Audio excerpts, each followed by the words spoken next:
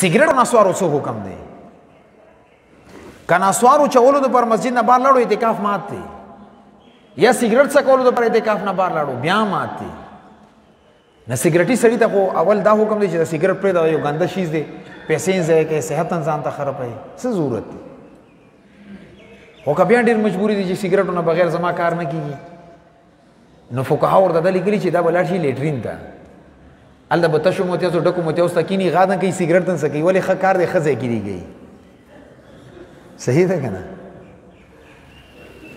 نور مسجد کې سیګریټ څکول ناجایز دي هغه بدبو ده لوګی دی دا مسجد کې منع دی مسجد کې چې کله اګربتي لګول ټیک نه دي نه هغه څنګه ته لګوي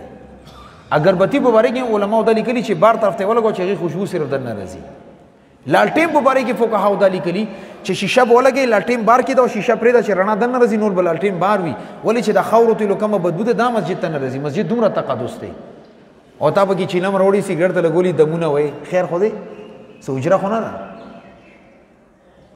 نه دی چې نه سیګریټي سړی د اول سیګریټ پرېږدي او که بیا یې خامخا کوي نو بیا به لیټرین ته ځي ورته همدغه حکم د نسوار هم دی او بیا فقهاو دا لیکلي چې نسوار یا سیګریټ وکړي مسجد ته چې دننه کېږي خوله به ښه ټیټ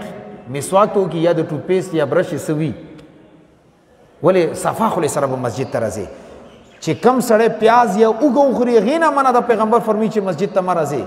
سیګریټ خو هغه نه زیاته بدبو ده نسوار د هغې نه زیاته بدبو ده مسجد ته څنګه راځي خوله به صفا کړي بیا به مسجد ته راځي نو معلومیږي دا چې دا شیز ګنده دی دې نه ځان منې کول پکار دی عزم ورته وکړي روژې کې ته دا 17-18 ګنټې نه چې د بقي یا 100 ګنټې پاتې دې ته نیت وکړه خو یې به ونه منې کړي انشاءالله